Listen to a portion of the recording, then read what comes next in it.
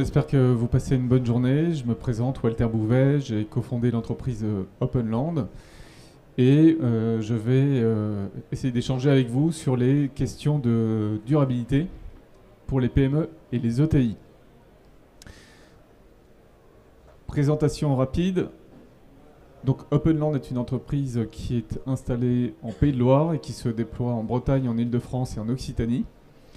Notre métier, c'est d'accompagner les PME, les ETI et les territoires dans leur stratégie de durabilité. Derrière ce terme, on met évidemment les enjeux qu'on appelle de RSE, responsabilité sociale, sociétale des entreprises, ou de ESG, mais en connectant très fortement ces sujets aux questions de business. La question que se posent beaucoup d'organisations, beaucoup de dirigeants, de dirigeantes, c'est à quelles conditions est-ce que je peux être là dans 5 ans, dans 10 ans ? Que faut-il que je fasse sur ces sujets ? Et c'est donc le sujet de durabilité qui essaie de faire la connexion entre les enjeux ESG et les enjeux économiques et du modèle d'affaires. On intervient donc auprès du secteur privé et du secteur public. On est là pour parler de PME et d'ETI aujourd'hui, avec l'idée de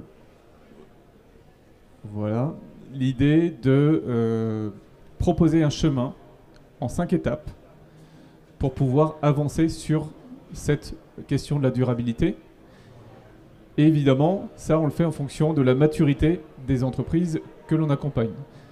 Vous avez la possibilité, si vous le souhaitez, de flasher ce petit QR code qui est derrière moi, si vous voulez vous-même avoir une idée de votre propre maturité. Donc, je laisse les personnes qui souhaitent le faire prendre le temps de flasher le QR code. Vous allez voir, il y a quelques questions, c'est assez rapide, auxquelles vous pouvez répondre. Et pendant ce temps, je vais me taire pour vous laisser vous concentrer.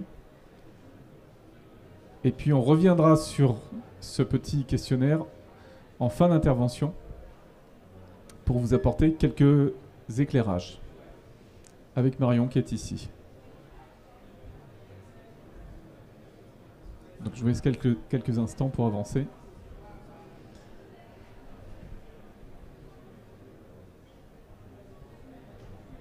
Ça fonctionne ?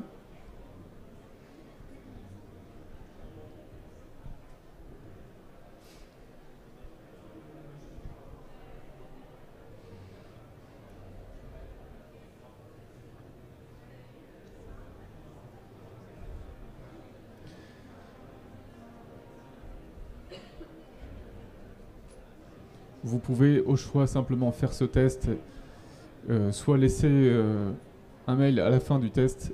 Si c'est votre souhait, on vous enverra un petit message d'ici quelques jours lié à votre questionnaire. Mais vous pouvez aussi le faire simplement. Vous n'êtes pas obligé de nous laisser vos coordonnées.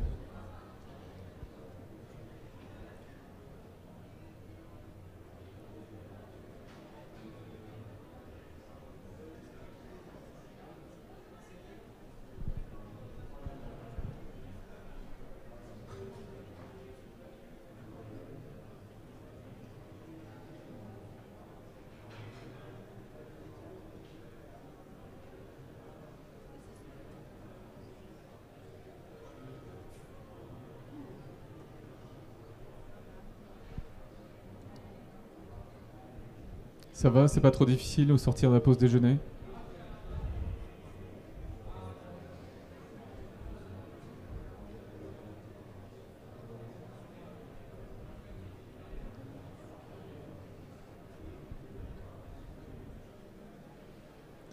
Je veux bien que les premières qui ont terminé me fassent un petit signe. Ça me donnera une idée du... C'est terminé pour vous ? Ok.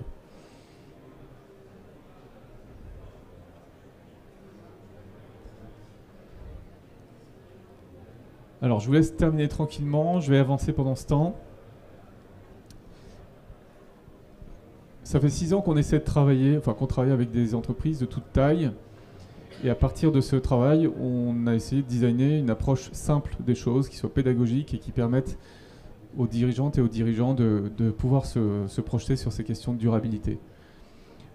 Je vais essayer de vous faire, vous approprier ces sujets par des cas très concrets qui relèvent d'entreprises que l'on a accompagnées sur certains points, pas sur tous, et qui sont sur cette trajectoire. On s'appuie sur ce qu'on appelle un parcours en U, qui est inspiré par la méthode, la théorie U, mise au point par le Presencing Lab du MIT. C'est une méthode qui, grosso modo, propose de passer par une étape de déconstruction avant de reconstruire. Pourquoi ? Parce qu'on parle de sujets qui sont engageants, de sujets qui ont une origine physique, qu'on peut apprécier de manière scientifique. La question du climat, la question de la biodiversité, la question des ressources, des questions humaines et sociales, évidemment. Et toutes ces questions-là, elles viennent aujourd'hui percuter un monde qui était peut-être un monde de certitude, un monde dans lequel on a développé nos entreprises sans trop se poser de questions sur ces enjeux de durabilité. On a besoin de prendre conscience et de déconstruire avant de proposer une évolution vers un nouveau modèle qui est la phase de reconstruction, d'où cette forme en U, cette descente puis cette remontée qui est assez engageante mais aussi enthousiasmante. Alors je vais essayer de passer les différentes étapes avec vous en passant par des choses très concrètes, vous allez voir. On va commencer par la première étape. Face au sujet de durabilité, on a un enjeu majeur qui est de comprendre de quoi on parle. Alors de quoi parle-t-on ? On parle d'une transition qui prenne en compte l'évolution de grands enjeux comme le climat, la biodiversité, les ressources et les enjeux humains et sociaux que vous voyez ici développés, déployés sur cette boussole et ces 4 points cardinaux. Derrière le climat, c'est la question du changement climatique, de la décarbonation de nos modèles, mais aussi de l'adaptation au changement climatique, car c'est un phénomène qui est lancé désormais. Il est inexorable, même si on peut encore le contenir dans son impact et dans son intensité. Nos sociétés doivent s'adapter. La question des ressources, renouvelables ou non renouvelables, c'est la question de la sobriété matière notamment, qui se pose à nos entreprises et des nouveaux modèles qui vont avec, comme l'économie circulaire, l'économie de la fonctionnalité, qui va plus loin que ça d'ailleurs. La biodiversité, la question du vivant, dont l'idée d'Openland avec d'autres est de remettre le vivant au cœur des modèles d'affaires. Et puis la question humaine, évidemment, c'est la question de l'emploi, c'est la question du sens au travail, c'est la question de nos modèles d'affaires, c'est la question de nos modèles de production et de consommation. Et aussi les modèles de gouvernance et de management. Voilà. Doté de cette boussole, on va essayer d'avancer en prenant quelques cas. Et donc, comme je le disais, ce qui est important, c'est d'abord de bien comprendre de quoi on parle. Dans une entreprise, dans une organisation, tout le monde a la tête dans le guidon. Nous sommes comme les hamsters dans leur roue en permanence. On court, on court, on court. La chose la plus précieuse qui soit, c'est le temps. Si on veut avancer sur les questions de durabilité, on a besoin de prendre du temps. Ça paraît trivial ce que je dis, mais aucune entreprise ne peut sérieusement envisager d'avancer sur ce sujet si elle n'est pas prête à ce que ses dirigeants, son CODIR, son équipe prennent parfois du temps pour comprendre de quoi on parle. Il y a un enjeu d'acculturation, un enjeu de compréhension, parce qu'on agit à bon escient quand on a compris pourquoi on devait agir. Voilà. Et du reste, si on n'a pas compris, en général, on n'agit pas. C'est ça qui se passe. La transformation des organisations, c'est un enjeu culturel. Je pense que c'est assez évident quand je vous parle de transformation numérique depuis les années 90 ou 2000. C'est assez évident de comprendre qu'il y a des enjeux techniques, mais il y a d'abord un enjeu culturel, il y a un enjeu de transformation de l'organisation, de transformation des métiers. Et à partir de là, la question numérique peut être intégrée de manière efficace. La question de la durabilité, c'est exactement la même chose. On a ce besoin de comprendre les phénomènes, de comprendre les enjeux, de comprendre pourquoi on parle de climat, de changement climatique, de biodiversité, de ressources, pourquoi on parle des sujets sociaux et pourquoi on connecte tout ça au modèle d'affaires. Pour faire ça, on a besoin de temps et de temps avec les équipes. Le groupe Baxter, qui est dans le Morbihan, avait besoin de souder ses équipes autour de ces sujets et avait besoin pour son site, qui est donc dans le Morbihan, qui produit des lits pour les hôpitaux, entre autres, donc des lits médicalisés. Le groupe Baxter avait besoin de mobiliser ses équipes autour d'un projet d'entreprise qui donne un horizon à 5 ou 10 ans, avec une question, qui serons-nous et que ferons-nous dans 5 ou 10 ans? On a fait travailler une partie de l'effectif, à peu près 5 à 10% de l'effectif, qu'on appelle des ambassadeurs. On les a fait travailler pour préparer eux-mêmes un séminaire d'équipe et on les a accompagnés sur la méthode de séminaire pour qu'ils puissent intégrer ces questions de durabilité dans ce séminaire et ensuite faire travailler les 350 salariés de l'entreprise pendant une journée dans les locaux même de l'entreprise, vous voyez sur le site de l'usine, pour les faire travailler sur quelques enjeux que sont l'énergie, la production, l'innovation, la logistique, tous les sujets liés à l'activité et au métier de Baxter. Donc, ils ont pris une journée ensemble à 350 et à 350, ils ont écrit ensemble le récit commun de ce que serait l'entreprise dans 10 ans. Évidemment, on y a retrouvé toutes les questions de durabilité, tous les enjeux. Sur la base de ce récit, ils ont pu dégager des objectifs ou des axes stratégiques qui eux-mêmes se déclinent en leviers d'action et vont pouvoir nourrir un plan d'action. Charge désormais au CODIR de l'entreprise de prendre en compte ces différents éléments et sur la base de cette histoire, de ce récit enthousiasmant qui a été construit par l'équipe, eh bien d'entrer dans une nouvelle étape qui est celle du diagnostic et de la stratégie d'un point de vue très opérationnel cette fois. Voilà, c'était une journée mémorable.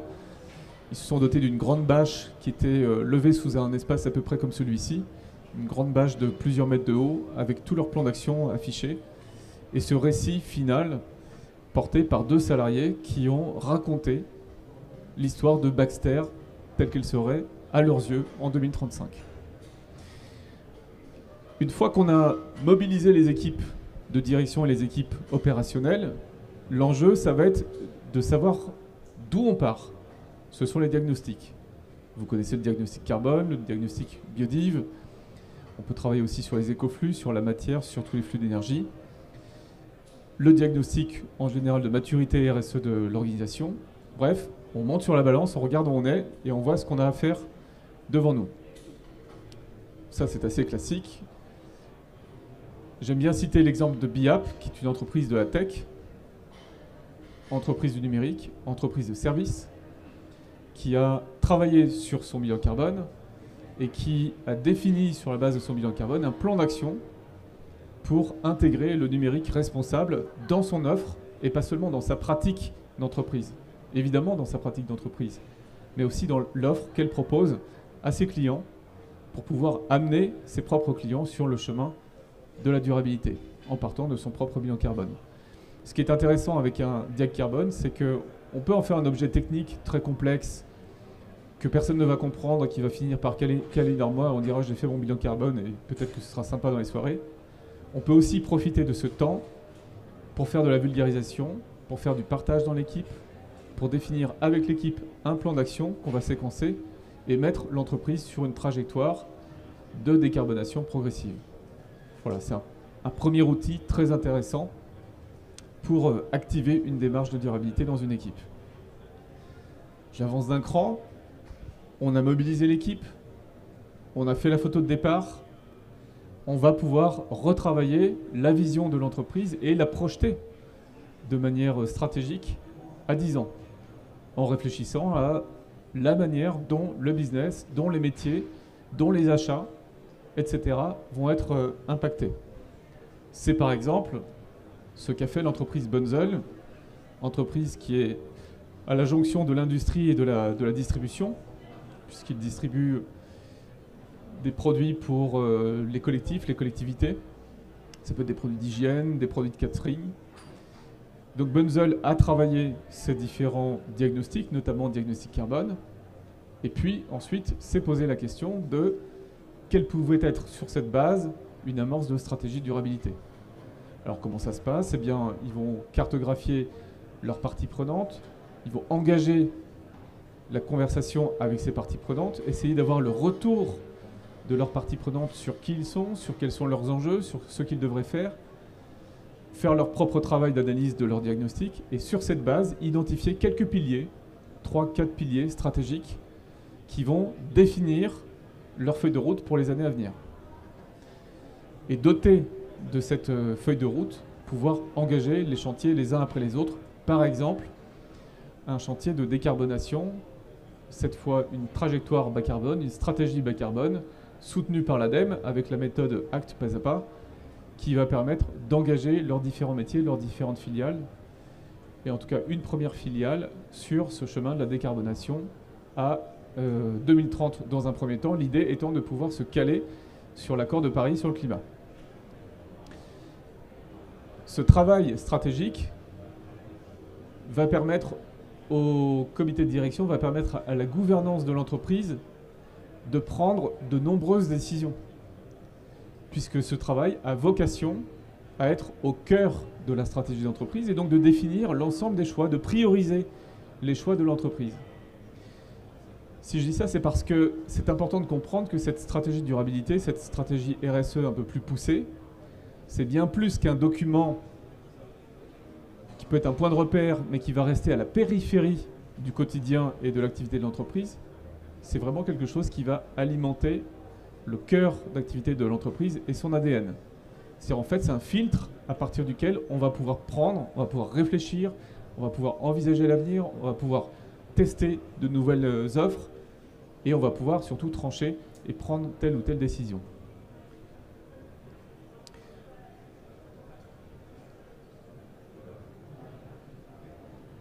Quand on est doté de cette feuille de route stratégique, on va devoir décliner un certain nombre de chantiers.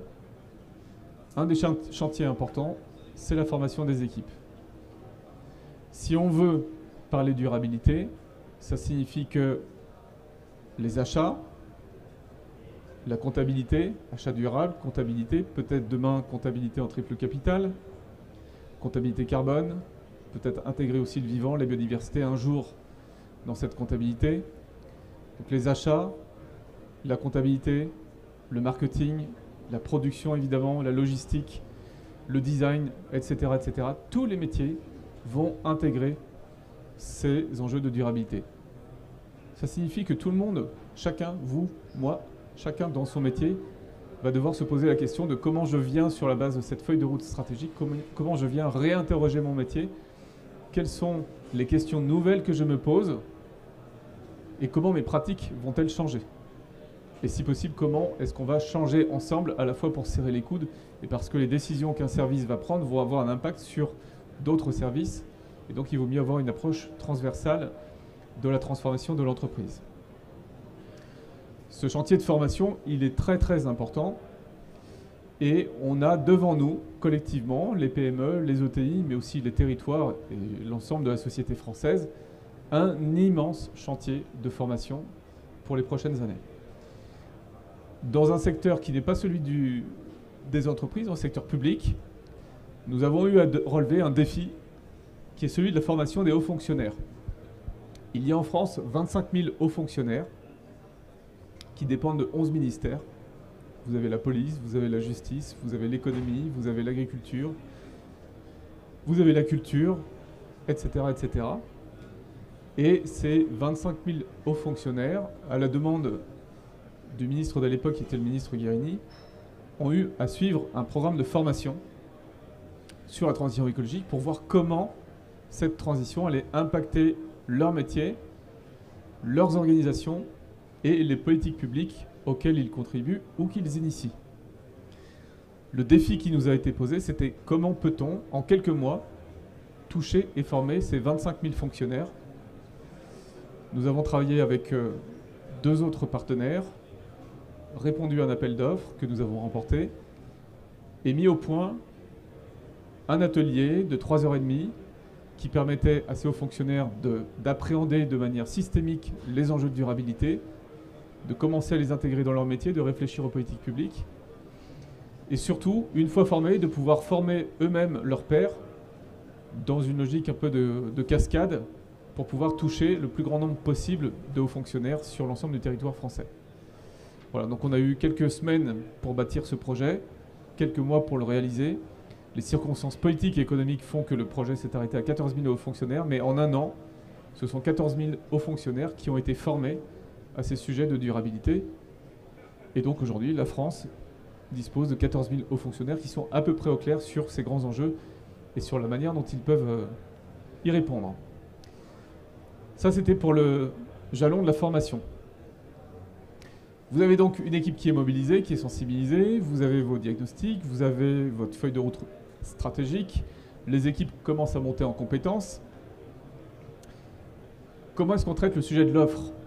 C'est-à-dire, in fine, ce qui fait vivre l'entreprise, ce qu'elle vend, ce qu'elle produit, ce qu'elle vend.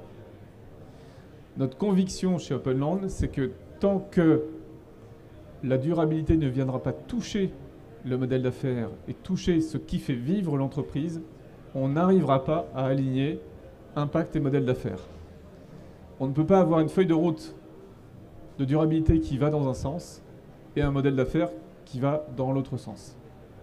Sinon, on crée de la dissonance et ça ne peut pas fonctionner. On devra tôt ou tard lâcher l'un ou l'autre. Et vous savez quoi, j'ai ma petite idée sur celui qu'on lâchera en premier, malheureusement. Parce qu'une entreprise, elle tient, elle est debout si elle est rentable. Et ça, c'est quelque chose qu'on ne changera jamais. Donc la question, c'est comment on connecte ces enjeux de durabilité au modèle d'affaires pour en faire un modèle de performance. C'est la question que s'est posée Suravenir Assurance, entreprise ETI, spécialisée donc dans le monde de l'assurance, plutôt B2C. Et Suravenir Assurance a fait un peu tout le parcours, c'est-à-dire mobiliser les équipes, former plus de 350 personnes, s'est doté de ses diagnostics, a revu sa feuille de route stratégique, écrit une stratégie climat pour essayer de se mettre sur la trajectoire de l'accord de Paris. Et sur la base de cette stratégie climat, qu'est-ce qu'ils ont découvert? Ils ont découvert que pour ce qui est de leur empreinte climat, leur empreinte carbone, l'essentiel de l'impact de l'entreprise était lié à la séquence du sinistre. C'est-à-dire, en fait, vous avez, prenons votre appartement, votre maison, vous avez une intrusion, vous avez une inondation, vous avez un incendie, vous avez une tempête, votre bien est endommagé. Qu'est-ce qu'on fait assez classiquement? On remplace par du neuf. Eh bien, l'idée de Suravenir, ça a été d'appliquer à la maison un principe qu'on applique désormais de manière assez classique au téléphone. On répare, on reconditionne, on réemploie. De proposer donc aux assurés d'avoir un service de type circulaire qui permette, plutôt que de faire du neuf, de faire de la réparation, de faire du réemploi à fonctionnalité et avec un système de garantie équivalent. Pour s'assurer que l'ensemble des parties prenantes de l'entreprise allaient adhérer au projet, il a fallu mettre un peu tout le monde autour de la table. Évidemment les clients en premier recours, parce que si les clients ne prennent pas ou n'en veulent pas, on ne va pas s'engager dans une pareille aventure. Les équipes commerciales qui sont au contact avec les clients, les équipes juridiques qui doivent réécrire les contrats, le réseau de partenaires qui est câblé pour proposer des produits neufs, mais pas forcément câblé pour faire de la réparation. Donc, aider aussi une filière à se structurer pour être capable de répondre à la demande. Et tout ça avec une portée géographique assez vaste, notamment sur 2 grandes régions françaises. Ce que nous avons fait avec Suravenir Assurance, c'est un travail de design pour pouvoir s'assurer que tout le monde allait embarquer dans l'histoire, que tout le monde allait comprendre l'histoire et que tout le monde allait mettre sur la table ses attentes par rapport au projet. Ses attentes et ses craintes aussi, pour pouvoir traiter ces sujets. Une offre a été designée, elle a été testée avec de premiers signaux positifs, et la décision a été prise de la mettre sur le marché, avec un objectif de souscription de 12% sur les souscriptions nouvelles. Donc 12% pour les souscriptions nouvelles versus 88% pour l'assurance classique qui est restée sur le marché. Donc 2 produits étaient côte à côte proposés aux clients de l'entreprise. En quelques mois, assez rapidement, le taux de souscription a monté à 30%. Avec, dans certains secteurs géographiques, des pointes beaucoup plus élevées que ça. La force commerciale a adhéré au projet, les clients ont adhéré au projet, la force commerciale a adhéré au projet, l'entreprise tout entière, les équipes, jusqu'à la direction évidemment, ont adhéré au projet et compris qu'il se passait quelque chose. Et que, au-delà d'être une entreprise responsable, le fait de travailler la mobilisation, la sensibilisation des équipes, les diagnostics, la stratégie climat, et de faire monter en compétence ces équipes, ça permettait d'ouvrir un terrain de jeu dont on ne soupçonnait même pas l'existence, et que sur ce terrain de jeu, il y a matière à jouer. Et il y a du répondant. Pas tout le monde, mais quand même beaucoup de monde. Cette première opportunité réussie, ce premier succès commercial lié à une stratégie de durabilité, démontre qu'on peut tendre vers un alignement entre le modèle d'impact et le modèle d'affaires. Il reste évidemment beaucoup de chemin à faire, beaucoup de chemin à faire. Et puis sur Avenir a déjà d'autres idées en tête, d'autres produits en cours de développement. Et puis c'est pas la seule entreprise, il y a des PME, des ETI que nous accompagnons, d'autres que nous n'accompagnons pas, peu importe, qui travaillent sur ces sujets et qui ont compris, parce qu'elles ont fait ce chemin progressif, patient, d'intégration profonde dans la culture de l'entreprise, avec des bases solides de diagnostic et des bases stratégiques, et bien qui ont compris qu'il y avait autour de la durabilité, pas seulement, et même finalement pas tellement une contrainte, mais beaucoup plus une opportunité. À partir du moment où chaque entreprise, chaque territoire, chaque collectivité change son logiciel et se pose la question profonde de sa responsabilité, un terrain de jeu s'ouvre. Sur ce terrain de jeu, tout le monde ne pourra pas jouer. Probablement pas tout le monde. Parce que pourquoi? Certains vont résister, ne pas vouloir y aller, estimer que c'est pas le sujet, qu'il y a d'autres priorités. Notre conviction, c'est que dans 5 ans, dans 10 ans, les entreprises, petites, moyennes ou grandes, chacune à leur échelle, chacune avec leur niveau de maturité, qui auront avancé sur ces sujets, feront partie tout simplement de l'économie française. Pour les autres, on ne sait pas dire, mais pour celle-ci, on en est à peu près certain. Pourquoi? Parce que les grands commanditaires, la commande publique, va devoir contribuer à relever les grands défis comme le défi de l'accord de Paris. Même si les États-Unis ont décidé de le quitter, l'Union européenne conserve cet objectif très fort de réduire les émissions de gaz à effet de serre d'ici à 2030, conserve des objectifs très forts en matière de durabilité et de biodiversité. Et finalement, la souveraineté, c'est aussi une question d'autonomie. La souveraineté, c'est comment moi, dirigeant ou dirigeante, je fais en sorte que mon business dépende raisonnablement des autres. On dépend toujours de quelqu'un, toujours. Mais qu'on ne mette pas les œufs dans le même panier. Qu'on s'assure que sur les ressources dont on a besoin pour produire, on ne dépende pas d'une seule filière ou d'un seul approvisionnement. Qu'on s'assure qu'en matière climatique, on ne soit pas exposé outre mesure au changement climatique. Qu'on s'assure que quand la commande publique orientera les deniers publics vers les entreprises les mieux disantes en termes de durabilité, eh bien, on soit capable de répondre à cette demande. C'est ça, en fait, une stratégie de durabilité. C'est juste une manière de conduire l'entreprise nouvelle, probablement un peu plus complexe, c'est vrai, mais qui a ses codes, et les codes, ça s'apprend. C'est une langue, et ça s'apprend.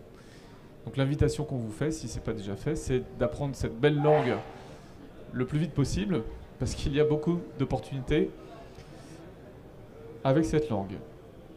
Alors, si ultimement vous avez fait tout ce parcours et que vous dites super, qu'est-ce que je peux faire de plus? Eh bien, vous avez quelques entreprises, il y en a en France, qui se posent la question de travailler et de contribuer davantage à la durabilité, non plus de leur chaîne de valeur, mais de leur territoire.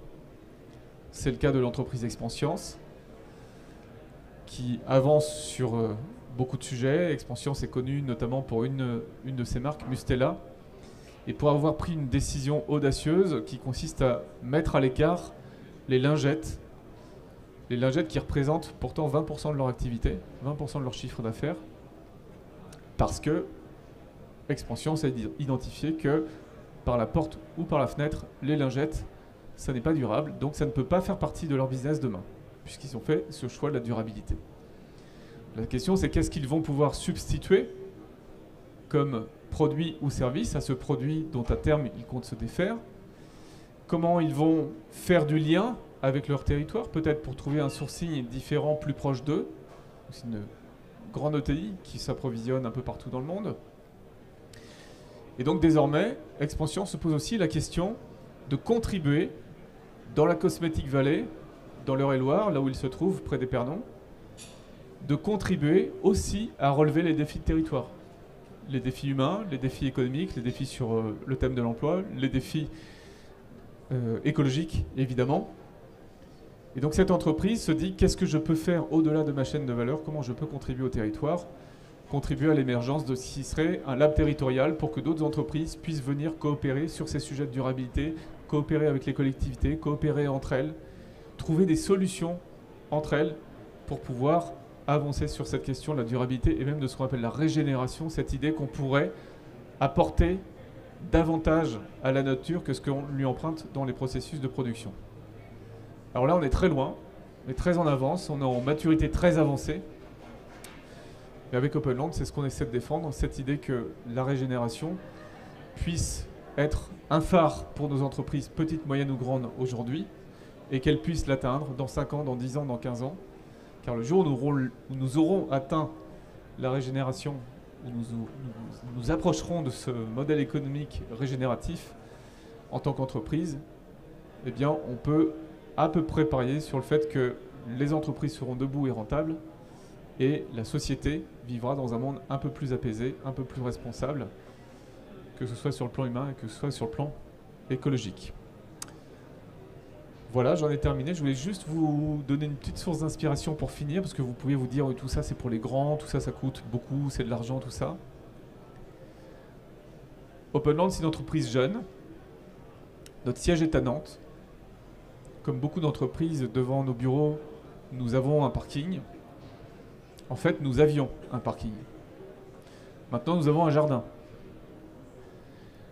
Nous avons pris la décision de débitumer le parking, de le découper, vous savez, comme des carreaux de chocolat qu'on enlève les uns après les autres, d'analyser les sols qui étaient fort pollués puisque nous sommes sur un ancien site industriel avec toute une histoire des chantiers navals à Nantes, et d'entreprendre un très beau chantier de renaturation pour dépolluer les sols, recréer du vivant. Et nous avons maintenant sous nos fenêtres non plus du goudron, mais des plantes, des fleurs, quelques fruits et légumes, alors qu'on ne consomme pas trop, on va être franc, parce que l'histoire de pollution des sols nous incite à être très prudents. Mais aussi donc des fleurs, des insectes, des oiseaux, bref, on a fait revenir le vivant sur quelque chose qui était auparavant un parking. Et donc à notre modeste échelle, au-delà de notre métier d'accompagner des entreprises à aller vers cette trajectoire régénérative, eh bien on essaie de s'appliquer aussi la recette et de recréer un peu de vivant sous nos fenêtres. Et croyez-moi, ça change tout, parce que ça démontre juste que si nous, on est capable de le faire, bien d'autres entreprises devraient pouvoir le faire également. Voilà, donc sur cette petite note fleurie, je vous remercie et je réponds à vos questions bien volontiers si vous en avez. Merci à vous.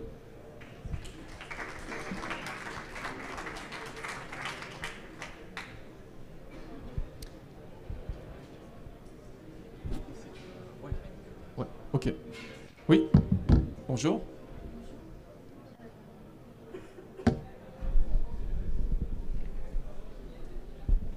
Oui, j'avais une question concernant l'exemple que vous avez donné sur Avenir. Je comprends pas bien comment on peut construire une offre, une offre d'assurance éco-conçue. Eh bien, pour préciser mon exemple de tout à l'heure, vous avez une intrusion chez vous, votre baie vitrée est fracturée. Ce qui se passe d'habitude, c'est qu'on va vous en mettre une neuve. Donc cette baie vitrée neuve, il faut la produire. Et dans son cycle de production, vous allez consommer de la matière, vous allez utiliser de l'énergie, dégager des gaz à effet de serre. Le fait de dire on va essayer de conserver au moins l'armature de votre porte vitrée, de votre baie vitrée, de la réparer, de la relisser, de la repolir. Vous conservez cette matière et donc vous évitez d'aller prélever de la ressource et d'utiliser de l'énergie. Ok, j'avais loupé cet exemple. Voilà. Mais si vous avez une inondation et que votre lave-linge est hors d'état de nuire, peut-être qu'il peut être réparé et pas remplacé par un lave-linge neuf. Voilà, donc ça change le rapport à la garantie et ça pose plein de questions culturelles. C'est aussi pour ça que tous les consommateurs n'y vont pas. Mais bon, il y a quand même une bonne fraction d'entre eux qui y vont parce que la réalité, en fait, c'est que sur ces questions de durabilité, beaucoup de consommateurs sont prêts à y aller. Parce que beaucoup de consommateurs ont compris, sans être experts scientifiques ou experts du GIEC, ont compris qu'il y avait quelque chose à faire. Et ils se disent, si la fonctionnalité que j'attends d'un produit ou d'un service est garantie, si j'ai un téléphone et que je peux passer mes coups de fil, recevoir mes textos et utiliser mes applications, bon, voilà, pourquoi pas. C'est un peu moins cher, éventuellement, ça fonctionne.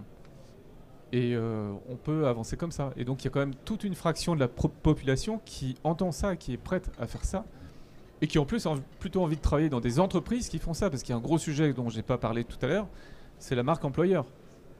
C'est comment, sur des métiers qui sont parfois tendus en termes d'emploi, comment continuer de donner du sens au travail à des personnes qui compostent chez elles dans la journée ou le soir, et qui entreraient dans une entreprise en laissant toutes leurs convictions à la porte. Vient un moment où vous êtes en dissonance et où vous préférez partir. Donc il y a aussi un enjeu de marque employeur au-delà de l'enjeu du marché. D'ailleurs, ce qu'on voit, et c'est très intéressant avec le temps, c'est que l'investissement nécessaire dans ces stratégies de durabilité, il est très vite couvert par ce que ça rapporte. On sait par exemple que le turnover, c'est le coût de turnover, une personne, c'est à peu près 15 000 €. Voilà, sur un turnover. Une formation pour embarquer vos collaborateurs, même à 350 personnes, comme on vous l'a montré tout à l'heure, entre le coût de la formation, la prise en compte par les OPCO, ce coût de 15 000 €, il est largement couvert, il est largement rentable.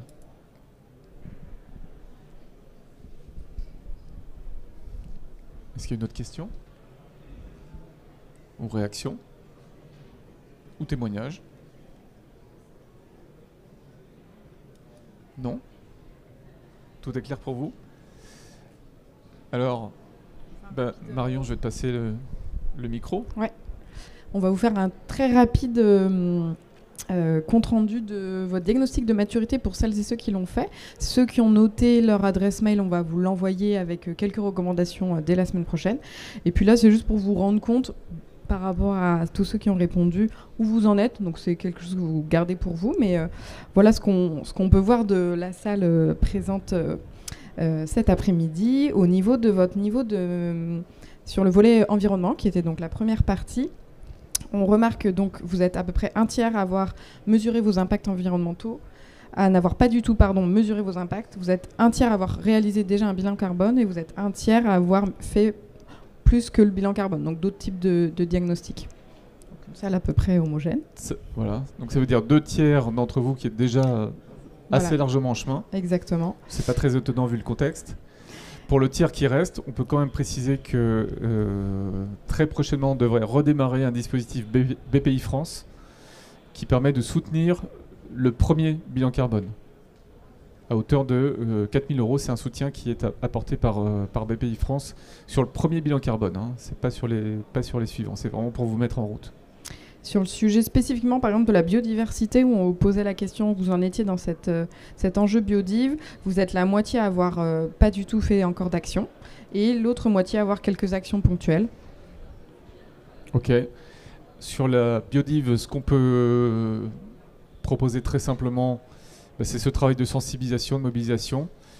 Il existe des outils très simples, la fresque de la biodiversité ou d'autres outils dont on pourra vous reparler si ça vous intéresse, pour faire comprendre à l'équipe de quoi on parle. Et c'est vrai que sur le sujet biodiversité, qui est un sujet passionnant, c'est assez difficile de prime abord de faire la connexion entre cet enjeu et l'activité de l'entreprise. Et pourtant, il y a bien des pistes de connexion, et surtout, un peu à l'image du projet de renaturation d'Openland que j'évoquais tout à l'heure. On est sur un type d'action qui est beaucoup moins conceptuel que la décarbonation. Je ne suis pas en train de dire que la décarbonation, c'est pas important, c'est très important. Mais pour des équipes, travailler sur la renaturation, c'est beaucoup plus incarné, c'est immédiat, c'est tactile, c'est esthétique et c'est pas si coûteux. Donc c'est aussi une bonne manière de réunir une équipe autour d'un projet qui embarque sur ce sujet de la durabilité. On va faire un petit point sur le volet social. Donc au niveau de vos enjeux santé, sécurité, bien-être des salariés, vous êtes quand même une majorité à avoir dit que vous aviez une politique structurée.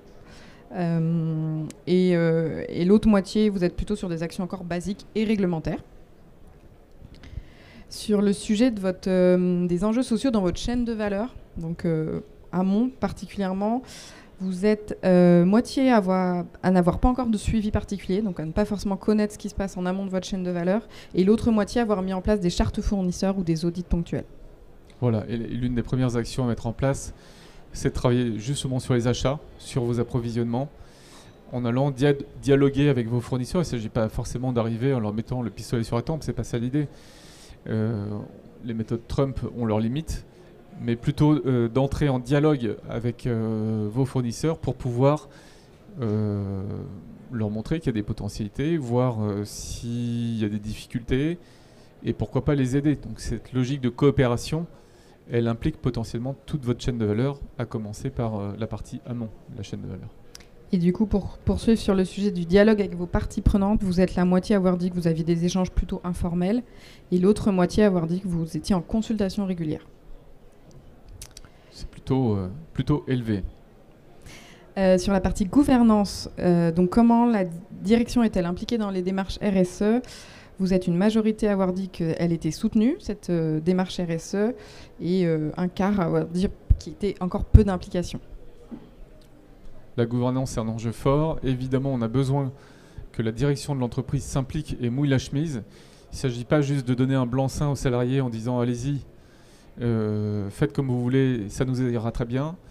C'est une vraie implication, puisque si c'était un sujet stratégique, on ne peut pas imaginer que ça se fasse indépendamment, à côté d'eux, ou sans la connaissance de la direction. Ça n'a pas de sens.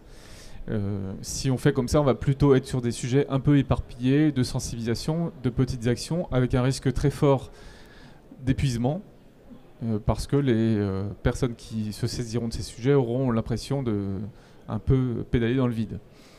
Donc la formation et la mise à niveau, ça n'est pas que les équipes, ça commence par les équipes de direction, notamment comprendre comment ces sujets viennent impacter la stratégie d'entreprise. Une fois que ça s'est fait, a priori, en général, il y a une bonne synchronisation entre la direction et les équipes, et ça fait une organisation beaucoup plus véloce et beaucoup plus efficace sur ces sujets.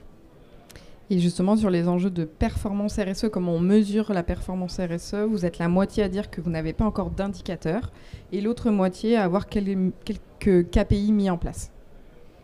Voilà, très important, sans avoir une multitude d'indicateurs et une pollution d'indicateurs.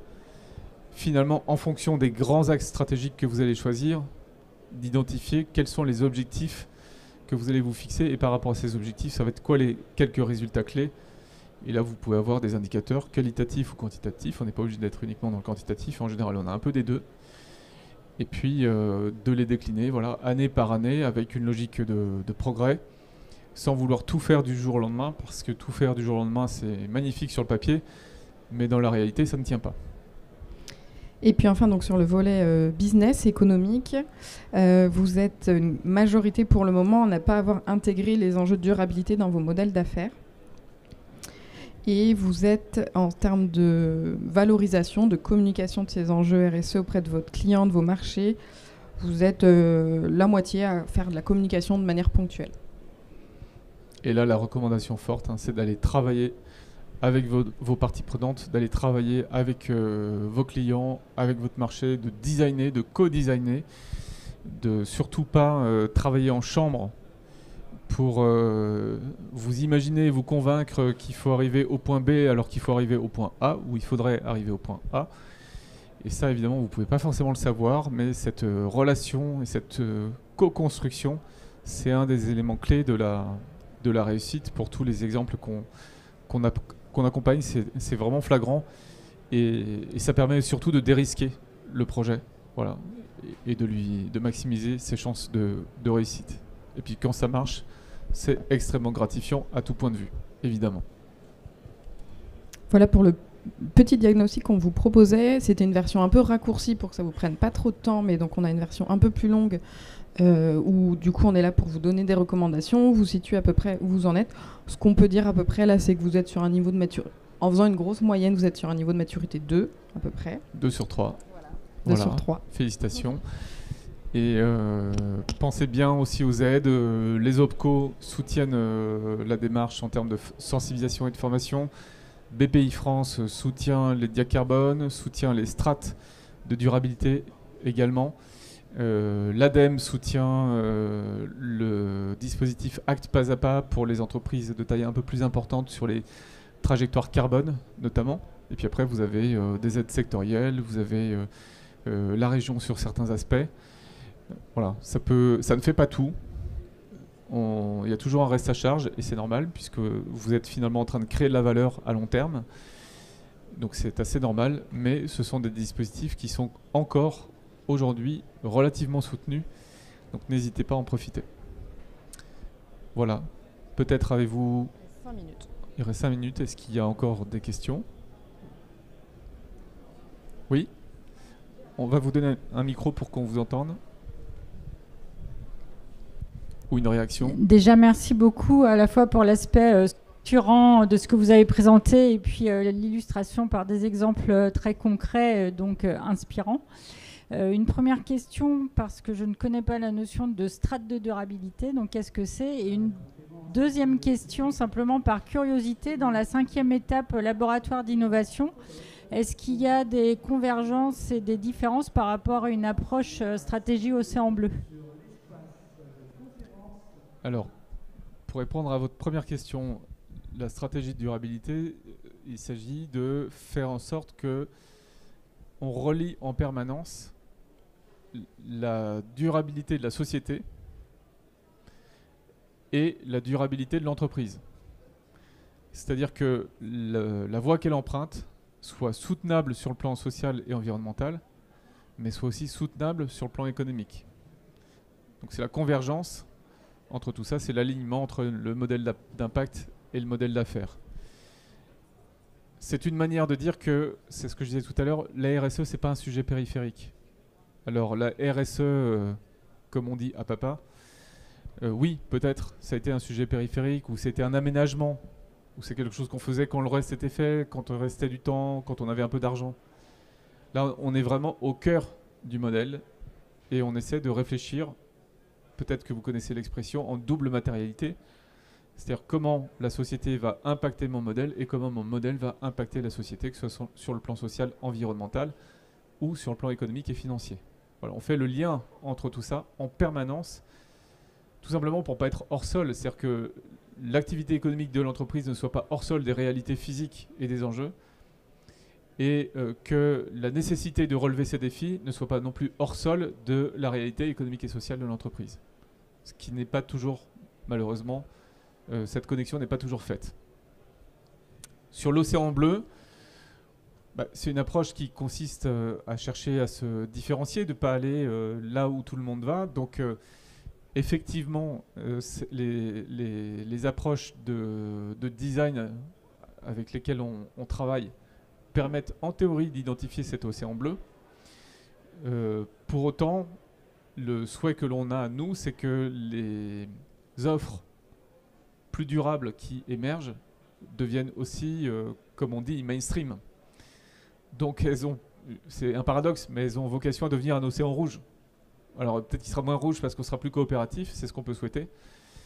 Ce qui est certain, c'est qu'aujourd'hui, trouver ce bon endroit, ça va nécessiter une approche pour laquelle j'aime bien citer un activiste qui s'appelle Satish Kumar. Satish Kumar, il a une expression, c'est le bud. Le bud en anglais, ça veut dire le bouton, comme le bouton de rose, B-U-D. Et dit, quand on est très engagé sur ces sujets, souvent on veut faire du durable, mais on oublie de faire de l'utile. Dans le meilleur des cas, on fait de l'utile et on oublie de faire du beau. On a besoin de faire du beau, de l'utile et du durable, le bud. Je prends l'exemple d'une chaise. Vous allez faire la chaise incroyable, entièrement circulaire, très peu carbonée. Mais cette chaise, si on s'assoit dessus, on se casse la figure. Bah, elle n'est pas très utile. Vous dites, ok. Vous revoyez votre copie. Votre chaise est stable. Par contre, elle est super moche. Bon, je suis pas sûr que grand monde, spontanément, vienne l'acheter. Si vous vous dites, moi, ce que mon marché veut, c'est une chaise qui soit belle, sur laquelle je puisse m'asseoir, et c'est génial si elle est faite en économie circulaire, là, on procède différemment. Parce que la première chose que je vais voir, c'est si la chaise est belle ou moche. Ensuite, je vais m'asseoir, et elle va être confortable. Et là, vous allez prendre 5 minutes avec moi, et vous allez me raconter son histoire. Et à ce moment, c'est gagné. Ça, c'est le bud. Voilà, je vous souhaite plein de bud. Merci.